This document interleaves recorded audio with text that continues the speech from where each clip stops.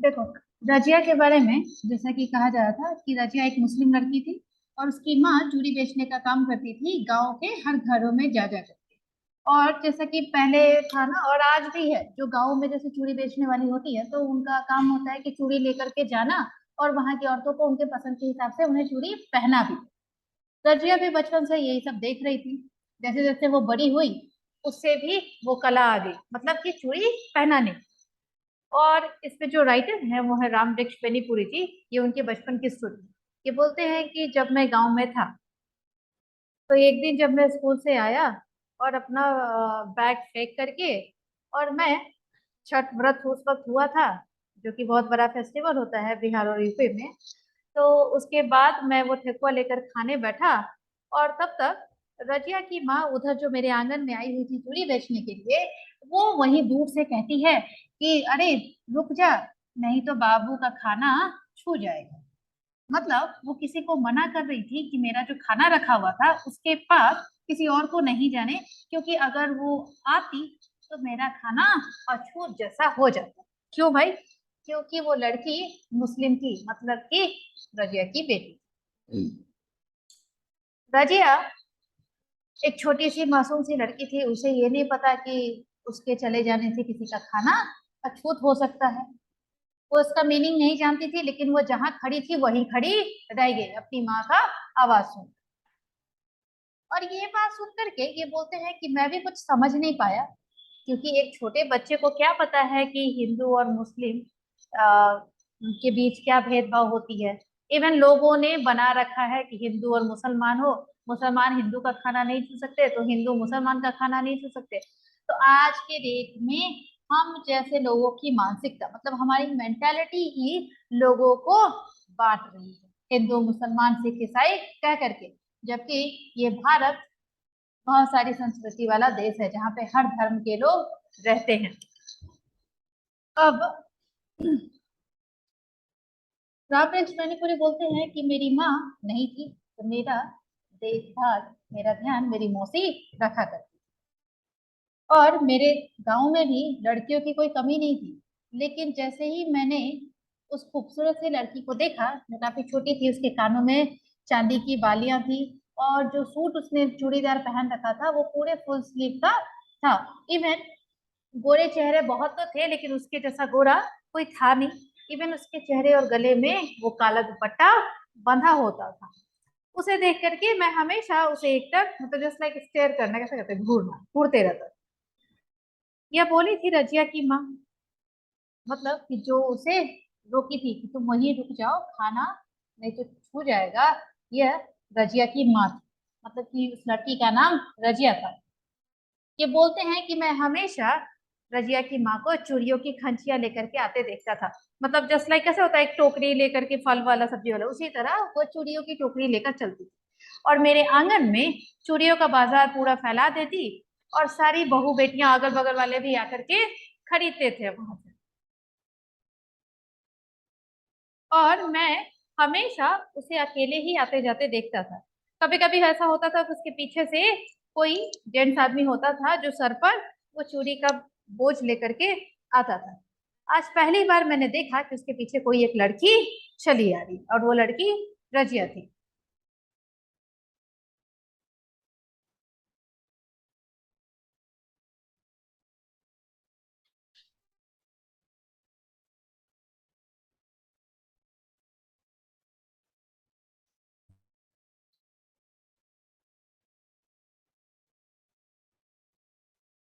जब उसकी माँ इनके आंगन से उठ करके दूसरे घरों में जाने लगी ताकि वहां भी चूड़ी बेच सके, तो रजिया भी उसके पीछे पीछे हो गई। मैं हाथ मुंह धो करके उसके पास खड़ा था, और जैसे ही वो जाती रही मैं भी उसके पीछे तक थोड़ी दूर चला गया। और वहां पर बहुत सारी जो लेडीज थी वो बोली कि क्यों भाई तुम इसके पीछे पीछे क्यों जा रहे हो? तो रजिया की माँ बोली, क्यों भाई, बाबू साहब, आपको ये दुल्हन पसंद आई क्या? आप इससे शादी करोगे? फिर रजिया की माँ रजिया को बोलती है, क्यों रे, तुझे ये दूल्हा पसंद है क्या? हम इससे शादी कर दे? अब रजिया की माँ अभी भी हंस रही थी उस बात को बोलकर, और रजिया जो थी उसके पैर में लिपटी हुई थी, और कुछ दूर निकल जाने पर ये उसे देखते थे। रजिया जो थी इसी गांव की रहने वाली थी और बचपन में इसी में रही और जवानी में भी, क्योंकि मुसलमानों में गाँव में ही शादी हो जाती है, कुछ लोगों की शादी उनके रिलेटिव्स में ही हो जाती है। और ये अच्छा हुआ क्योंकि बहुत दिनों तक वो अपने ही गांव में रहती थी और जो भी जिन लोगों से बचपन में मिली थी उन लोगों से आज भी मिल जाती थी। और ये पढ़ते गए, पढ़ते पढ़ते जब स्कूल खत्म हुआ तो इन्हें आगे की पढ़ाई के लिए शहर भेज दिया। छुट्टियों में जब भी मैं इधर आता तो मैं आगे पीछे घूमता और अभी उसके सिर पर, मतलब कि जब वो आते तो इधर उधर जब घूमते रहते तो रजिया की माँ चूड़ी लेकर के उन्हें दिखाई दे ही देती और रजिया अभी भी अपनी माँ के साथ इधर आती जाती रहती। रजिया भी धीरे धीरे बड़ी हो गई थी, जिस तरह ये बड़े हो गए थे आगे की पढ़ाई के लिए शहर चले गए। रजिया को पढ़ने का तो मौका मिला नहीं। रजिया सिर्फ एक ही काम सीख पाई थी, वो था चूड़ी पहनाना। आज उसकी माँ अभी भी चूड़ी बेचती है और रजिया लोगों को चूड़ी पहनाती है। और इवन जो लोग चूड़ी खरीदने वाले, मतलब बहू बेटियां गाँव की थी, वो लोग रिक्वेस्ट करती थी कि उन्हें रजिया से ही पहनना है, क्योंकि लोग बोलते थे कि रजिया के हाथ बड़े ही सॉफ्ट है तो हमें उसके हाथ से ही चूड़ी पहननी है।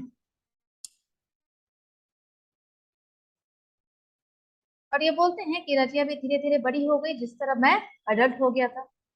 जब भी मैं आता तो उसे देखता, उससे मिलता, लेकिन रजिया धीरे धीरे जैसे बड़ी होती जा रही थी तो उसके मन में थोड़ा सा हेसिटेशन हो रहा था। वो मेरे से पहले पूछती, मतलब जब थोड़ी छोटी थी तो मुझसे पूछती थी क्या शहर में भी लोग ऐसे चूड़ी पहनते हैं, शहर में भी ऐसे लोग चूड़ी बेचते हैं। तरह तरह के सवाल उसके मन में होते थे। लेकिन अब जब वो अडल्ट हो गई थी तो अभी जब वो मेरे पास आती तो कोशिश करती कि जब कोई वहां ना हो तभी वो मुझसे बात करे। और जैसे ही वो बात करती इधर उधर देखती रहती थी कि कहीं उसे कोई देख तो नहीं रहा है।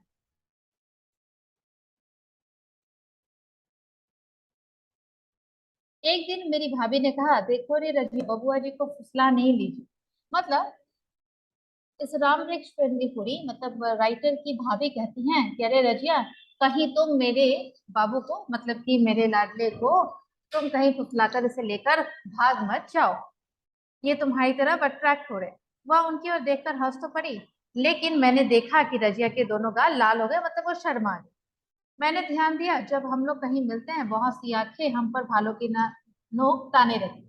मतलब इन्होंने भी नोटिस करना शुरू किया कि जब मैं रजिया से बात करता था तो बहुत सारे लोग आंखें फाड़ करके मुझे देखते रहते। रजिया बड़ी हो गई और वो अडल्ट हो गई थी। अब भी वो माँ के साथ आती थी, लेकिन माँ के पीछे पीछे एक छाए की तरह लगी रहती। जब भी वो लोगों को चूड़ियां पहनाती अगल बगल वाले आकर के उसे देखते रहते, मतलब जो भी अगल बगल के लड़के थे वो सब भी आते थे। बहुएं खिलखिलाती रहती थी और बड़े मजे से रजिया से चूड़ी पहनती थी। रजिया धीरे धीरे एक्सपर्ट होती जा रही थी चूड़ी पहनाने। और चूड़ी हारिन के पेशे के लिए सिर्फ यही नहीं चाहिए कि उसके पास रंग बिरंग की चूड़ियां हो, सस्ती टिकाऊ हो रहे, बल्कि यह पेशा चूड़ियों के साथ चूड़ी हारिनों के बनाव, श्रृंगार, रूप, रंग, नाची अदा भी खोजता है, जो जो चूड़ी पहनने वालियों को ही नहीं उनको भी मोह सके। उनकी जेब से चूड़ियों के लिए पैसे निकलते हैं। सफल चूड़ियारिन वही है। ये रजिया की माँ भी किसी जमाने में क्या कुछ कम रही होगी। खंडहर कहता है इमारत शानदार। मतलब देखो, रजिया की माँ भी बूढ़ी हो गई थी तो बोला जाता है रजिया को देखने के बाद कि रजिया की माँ भी अपने, मतलब जब जवान थी तब काफी खूबसूरत थी, इसीलिए उसकी बेटी भी ऐसी है। तो चूड़ी हारिन, मतलब कि चूड़ी बेचने वालों के लिए यहाँ पे मतलब कहा जा रहा है कि सिर्फ चूड़ी बेचने तक ही नहीं था। कहने का मतलब कि जो इस तरह का काम करती थी, मतलब चूड़ी बेचने का, वैसी लेडीज खुद थोड़ी अट्रैक्टिव हो, इवन लाइक ना कि अपनी बातों से आपको बहुत इंटरटेन कर सके। जब चूड़ी पहनाती थी तो जब लोग बार्गेन करते हैं तो वो अपनी बातों से लोगों को ऐसे उलझा लेती थी कि लोग बार्गेन भी नहीं कर पाते। तो ये एक असल पहचान थी चूड़ी है। जो जो शहर में रहना बढ़ता गया, रजिया से भेंट भी दुर्लभ होती गई। और एक दिन वह भी आया जब बहुत दिनों पर उसे अपने गांव में देखा। पाया उसके पीछे एक नौजवान चूड़ियों की खाची सिर पर लिए है। मतलब धीरे धीरे शहर में रहने लगे, काफी समय बीत गया। रजिया से बहुत कम मिल पाते थे, लेकिन एक दिन जब वो गांव आए तो देखते हैं कि रजिया आगे आगे आ रही है और पीछे से एक मर्द चूड़ियों की खाची लेकर आ रहा है। मुझे देखते ही थोड़ा सा वो रुक गई। मैंने मान लिया, मतलब इन्हें समझ में आ गया उस जेंट्स को देख करके कि ये उसका हस्बैंड है। किंतु तो भी अनजान सा पूछे थे, इस मजूरे को कहाँ से उठा लाई रे। रजिया ने कहा इसी से पूछ लग गया, साथ लग गया तो क्या करूं। और वो आदमी स्माइल किया, रजिया भी हंसी और बोली, यही मेरा खाविंद है, मालिक है, मतलब मेरा हस्बैंड है। खाविंद बचपन की उस पहली मुलाकात में उसकी माँ ने दिल लगी जो कह दिया था ना, जो वह बात कहाँ सोई पड़ी थी। अचानक वह जगी और मेरी परेशानी को उसने शिकन जरूर उठाई होगी, मेरा विश्वास है। और एक दिन वह भी आया, मैं भी खाविंद बना। देखो, ये बोलते हैं कि मेरे अंदर ऐसा कुछ था नहीं कि मुझे उससे शादी करनी है या मैं उसे पसंद करता था। लेकिन जब उसकी माँ ने बचपन में वो बात कही थी ना, क्यों रे तुझे ये दूल्हा पसंद है, तो ये वाली बात मुझे सडनली याद आ गई जब उसने कहा कि ये मेरा हस्बैंड है। फिर मुझे थोड़ा सा विश्वास हुआ। फिर एक दिन वह वैसा भी आया कि मैं भी किसी का पति बन गया। और वही रजिया मेरे आंगन में आई, मेरी पत्नी को सुहाग की चूड़ियां पहनी। कितनी धूम मचाई इस नटखट ने, यह लूंगी वह लूंगी, और ये मुंह मांगी चीजें नहीं मिली तो वह लूंगी की दुल्हन तापती रह जाए। मतलब जैसे गांव में होता है कि जब आपकी नई नई शादी होती है ना, तो जिस दुल्हन को चूड़ी पहनाने जाती हैं, वहां पे बहुत सारी डिमांड करती हैं कि सिर्फ चूड़ी के पैसे नहीं, मुझे ये चाहिए, मुझे इतने पैसे चाहिए, मुझे साड़ी चाहिए, मुझे कपड़े चाहिए, ऐसा वैसा वहां पे ट्रेडिशन। तो इसने भी वो सब कुछ किया। हट हट बबुआ जी को ले जाएगी तो फिर तुम्हारा ये हसन क्या करेगा, भौजी ने। रजिया ने ऐसे ही कहा कि अगर चूड़ी के पैसे और मुझे अगर मेरी मांग पूरी नहीं की तो तुम्हारे दूल्हे को लेके भाग जाऊंगी, उसके सॉरी उसकी वाइफ को बोल रहे थे। तो जब ये बात लेखक की भाभी ने सुनी, तो उन्होंने कहा कि अगर तुम इस दूल्हे को ही लेके चली जाओगी तो तुम्हारे पैसे कहाँ से मिलेंगे, और रही बात तुम्हारा हस्बैंड क्या करेगा तुम अगर इसे लेकर जाओ। यह भी टापत रहेगा बहुड़िया, कहकर रजिया ठट्ठा मार कर थी। और उसने कहा तो वो भी, जिस तरह मैं इसके दूल्हे को लेकर भाग जाऊंगी, तो मैं अगर भाग जाऊंगी तो मेरा दूल्हा भी इधर खड़ा रहेगा और इसकी दुल्हन इधर खड़ी रहेगी। और खुद बोल करके हंसने लगी और दौड़ करके हसन से लिपट गई। ओहो मेरे राजा, कुछ दूसरा समझना नहीं। हसन भी हंस पड़ा, उसका हस्बैंड भी हंसने लगा। रजिया अपनी प्रेम कथा सुनाने लगी, किस तरह यह हसन उसके पीछे पड़ा, किस तरह की झंझटें आई, फिर किस तरह, मतलब रजिया ने अपनी स्टोरी स्टार्ट की कि उसकी शादी इस हसन से कैसे हुई। मतलब हसन उसके पीछे पड़ा था, फिर बहुत तरह की क्या डिफिकल्टीज आई, फिर इन दोनों ने कैसे पैचअप किया, फिर लोगों को समझाया, फिर शादी हुई। ये सब बात बताती है। न जाने कौन सा डर लगा रहता है ऐसे। और फिर मेरी रानी की कला पकड़कर बोली, मालिक भी तुम्हारे पीछे इसी तरह छाए की तरह डोलते रहे दुल्हन। फिर जब वो चूड़ी पहनाने लगती है राम लक्ष्मणपुरी की पत्नी को, तो रजिया बोलती है कि देखो मेरा हस्बैंड जिस तरह मेरे पीछे घूमता है, इसे डर है कि कहीं मैं भाग ना जाऊं या कोई मुझे लेकर भाग ना जाए, इसीलिए जब भी मैं चूड़ी लेकर निकलती हूँ ये मेरे पीछे पीछे घूमता है। और वो उसे चूड़ी पहनाती है और बोलती है, भगवान करे तुम्हारा हस्बैंड भी तुम्हारे पीछे इसी तरह भागे। सारा आंगन हंसी से भर गया, सब लोग हंसते रहे। और उसी हंसी में रजिया के कानों की बालियां रुलने लगी।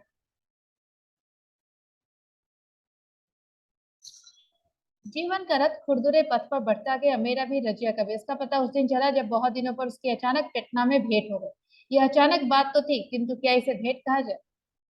बहुत दिन हो गए, सबकी अपनी अपनी लाइफ चल रही थी। एक दिन अचानक से पटना में इनकी मुलाकात रजिया से हो गई। ये बोलते हैं कि वो सडनली था या क्या था, और उससे मीटिंग कह सकते हैं या नहीं, आगे देखो। मैं आजकल ज्यादातर घर से दूर दूर ही रहता। कभी एक आध दिनों के लिए घर गया, शाम को गया, सुबह भागा। तरह तरह की जिम्मेदारियां, तरह तरह के जंजाल। इन दिनों पटना में था, यो कहिए पटना सिटी में एक छोटे से अखबार में था, पीर पावरशी भिस्ती की तरह। यो तो लोग समझते हैं कि मैं संपादक ही हूँ, मतलब कि एडिटर। उन दिनों न इतने अखबार थे न इतने संपादक, इसलिए मेरी बड़ी कदर है, यह मैं जानती। जब कभी दफ्तर से निकलता देखता लोग मेरी और उंगली उठा के फुसफुसा रहे।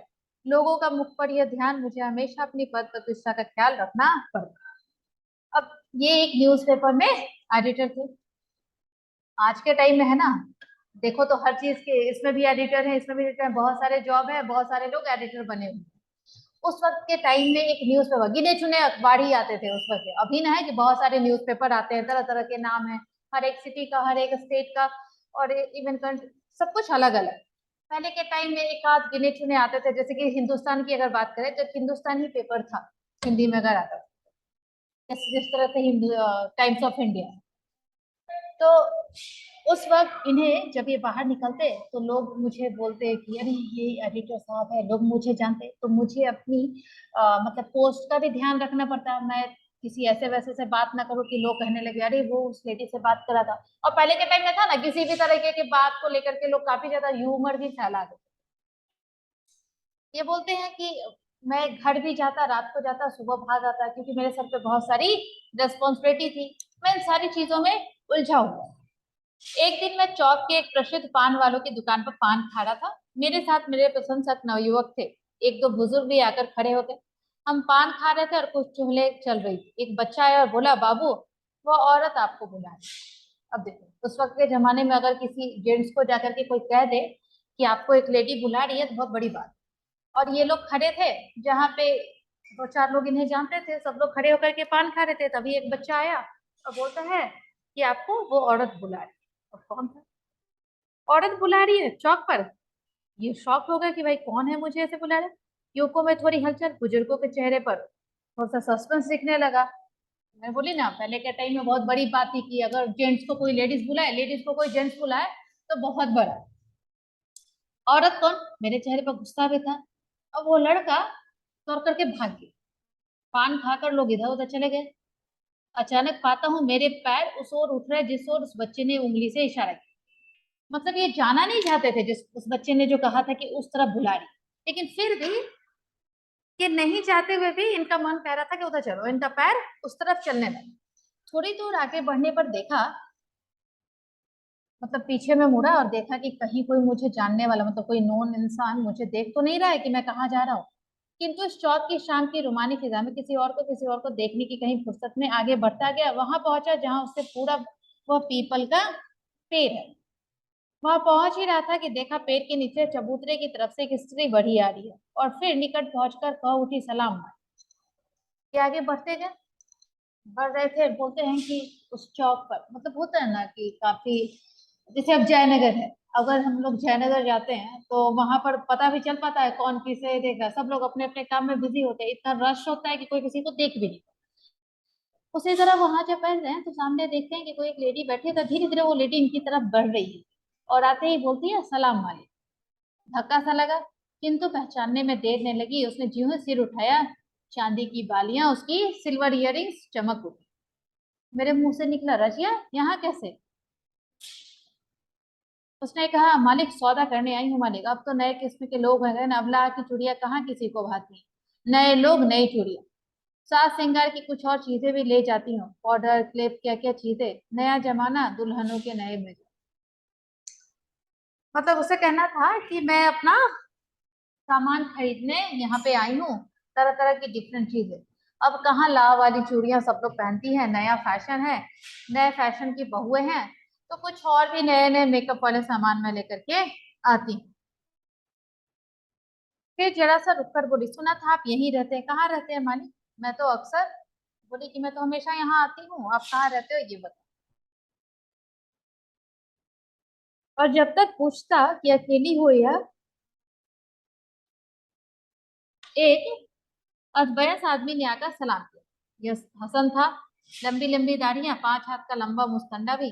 देखिए मालिक, आज भी अब मेरा पीछा नहीं छोड़ा। और रजिया लेखक को कहती है कि देखिए, आज भी मैं यहाँ भी सामान लेने आई हूँ तो ये हस्बैंड मेरे पीछे ही है, मेरा पीछा छोड़ता ही नहीं। यह कहकर रजिया हंस पड़ी। अब रजिया पहले जैसी नहीं थी, लेकिन उसकी हंसी आज भी वैसी है। इधर उधर की बहुत से बातें करती रही, न जाने कब तक जारी रखती। मुझे याद आया मैं कहाँ खड़ा हूँ और अब मैं कौन हूँ। अब अगर कोई देख ले, इन्हें लगा कि बहुत देर हो गई, मैं कब से बातें कर रहा हूँ, अगर कोई मुझे यहाँ देख लेगा, तरह तरह की बातें कर। लेकिन रजिया थी, चुप होने का नाम ही नहीं ले रही थी। जब मैंने जाने की बात की, हसन की ओर देख के बोली, क्या देखते हो, जरा पान भी तो मालिक को खिलाओ। कितनी बार हुमच हुमच कर भरपेट ठूस चुके हो बाबू के।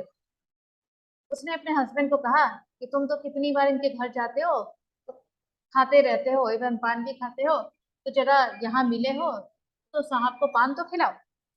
जब हसन पान लाने चला गया, रजिया ने कहा कि दुनिया बहुत बदल गई है, तो अब तो ऐसे गांव है जहाँ के हिंदू मुसलमानों के हाथ से सौदे नहीं। ये बात सही है। मतलब देखो, इस रजिया चैप्टर में ये दिखाया गया है कि हिंदू मुसलमानों को लेकर के किस तरीके से बांट दिया गया। तो रजिया बताती है कि साहब, अब कहाँ पहले जैसे दिन रह गए, दुनिया भी बदल गई, शहर गांव भी बदल गए। अब तो कैसे कितने गांव ऐसे हैं जहां मुझे जानते हैं कि मैं मुसलमान हूँ, तो मुझे उनके घड़ी के अंदर ही नहीं आने देते, सामान कौन खरीदता है। अब हिंदू चूड़ी हारने हैं, हिंदू दर्जी हैं, इसलिए रजिया ऐसे खानदानी पेशे वालों को बड़ी दिक्कत हो गई। किंतु रजिया ने एक खुशखबरी सुनाई, मेरे गांव में यह पागलपन नहीं, और मेरी रानी तो सिवा रजिया के किसी दूसरे के हाथ से चूड़ियां लेती। फिर रजिया खुश हो गई कि नहीं नहीं, लेकिन हम जिस गांव में रहते हैं ना, वहां आज भी ऐसा नहीं है, लोग मुझे ही चाहते हैं, और आपकी पत्नी भी सिर्फ मेरे ही हाथ से चूड़ी पहनती है।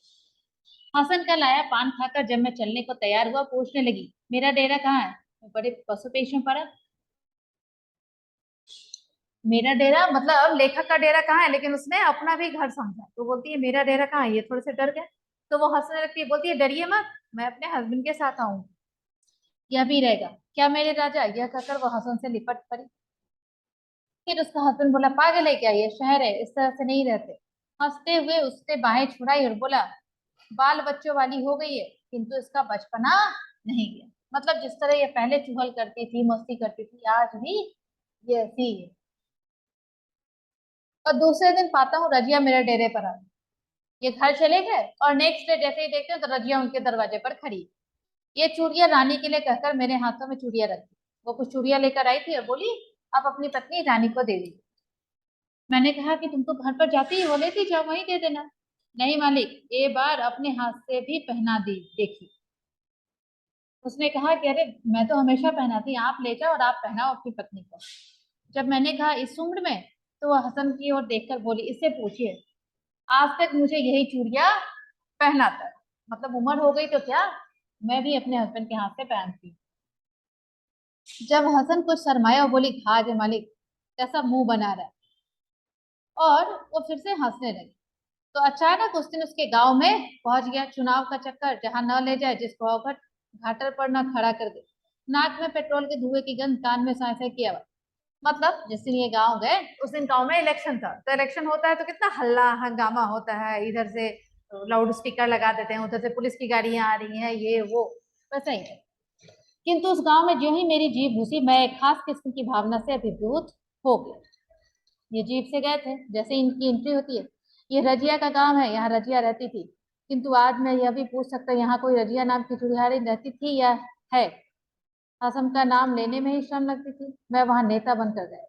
अब देखो, ये इलेक्शन का टाइम आया, लेकिन सीधे से लीप ईयर, हम लोग कैसे सीरियल में देखते हैं, तो कुछ सालों के बाद ये नेता बनकर के गांव में गए, और काफी समय के बाद गए थे। आज वो चाहते थे कि रजिया को देखे, रजिया कहाँ है, लेकिन आज चाहते हुए भी वो किसी से पूछ नहीं सकते थे, क्योंकि आज वो नेता बन के आए थे, ऐसे किसी एक के बारे में पूछ भी नहीं सकते थे, वरना लोग कुछ और ही सोचेंगे। मेरा जय जयकार हो रहा था, कुछ लोग मुझे घेरे खड़े थे, जिसके दरवाजे पर जाकर पान खाऊंगा वो अपने को बड़भागी समझे, जिससे बात कर लूंगा वो भी बड़ा हाईलाइट हो जाएगा, अरे नेताजी ने इससे बात की, जैसा इंडिया में होता है। अगर कोई नेता के साथ फोटो भी खिंचवा लिया, अरे भाई ये तो बड़ा ही क्लोज है नेता का, राइट। इस समय मुझे कुछ ऊंचाई पर ही रहना चाहिए। जीप से उतरकर लोगों से बातें कर रहा था, कहीं की कल्पना के पहाड़ पर खड़े होकर एक आने वाले स्वरलिपि का संदेश लोगों को सुना रहा था। किंतु दिमाग में मेरे कुछ और ही चल रहा था।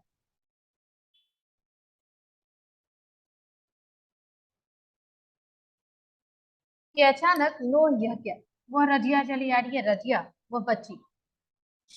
किसी ने कहा रजिया बच्ची, फिर लोगों को लगा कि रजिया बच्ची कैसी हो गई, इन्हें लगा रजिया तो एक ही थी। कानों में वही बालियां, गोरे चेहरे पर वही नीली आंखें, वही बड़ी बाह, फुल स्लीव की कमीज, वे ही कुछ बाल जैसे रजिया के सर पे चेहरे पर लटकते थे, रजिया परेशान हो जाती थी। और बीच में 40-45 साल का व्यवधान। अरे मैं सपना तो नहीं देख रहा, इन्हें लग रहा है कि फिर से सच में रजिया, बचपन वाली रजिया कहाँ से चली है। दिन में सपना वो आती है,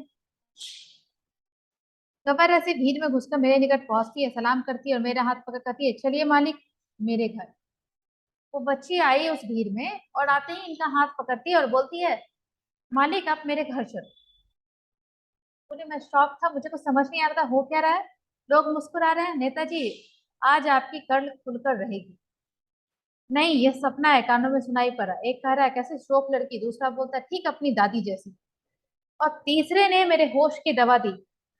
यह रजिया की पोती है बाबू, बेचारी परी है। आपकी चर्चा अक्सर किया करती है, बड़ी तारीफ करती है। बाबू फुर्सत है तो देख लीजिए, न जाने बेचारी जीती है या मर जाए। मतलब उसका आखिरी टाइम। मैं रजिया के आंगन में खड़ा था, ये चले जाते। छोटे छोटे साफ सुथरे घर, अच्छा घर था, नीट एंड क्लीन। भारी पूरी गृहस्थी, मेहनत और दयानत के दिन। हसन चल बसा है, किंतु अपने पीछे तीन हसन छोड़ गया। बड़ा बेटा कलकत्ता कमाता है, बीच वाला पुश्तैनी पेश में लगा है, मतलब वही चूड़ी वाला में। छोटा शहर में पढ़ रहा है।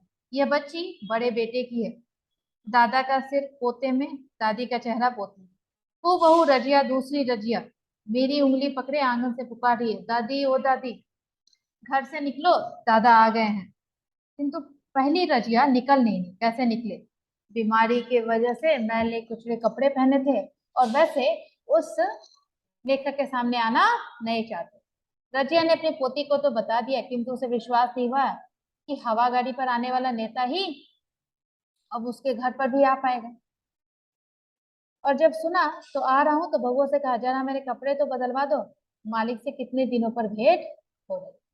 रजिया अपने बहुओं को कहती है कि जरा मेरे कपड़े चेंज कर दो, क्योंकि मालिक घर आ रहे हैं। उनकी दोनों बहुओं ने उन्हें सहारा देकर आंगन में बिठाया। हाँ, रजिया अब इनके सामने खड़ी थी, दुबली पतली, रूखी सूखी। किंतु अब नजदीक आकर उसने मालिक को सलाम कहा। उसके चेहरे से एक क्षण के लिए झुर्रियां कहीं चली गई, जिन्होंने उनके चेहरे को मकरजाल बना दिया। मैंने देखा उसका चेहरा अचानक से चमक उठा, वही नीली आंखें, और अरे चमक उठी आज फिर वही चांदी की बालियां। उसके चेहरे पर फिर अचानक लटक कर चमक रही है वे लटे, जिसे कभी रजिया हटाया करती थी, परेशान हो जाती थी। लेकिन आज वही रजिया फिर से मुझे वैसी ही दिखी। हाँ, बात यही थी कि आज उसकी जो बाल लटक रहे थे वो काले से सफेद हो। मैंने जाओ।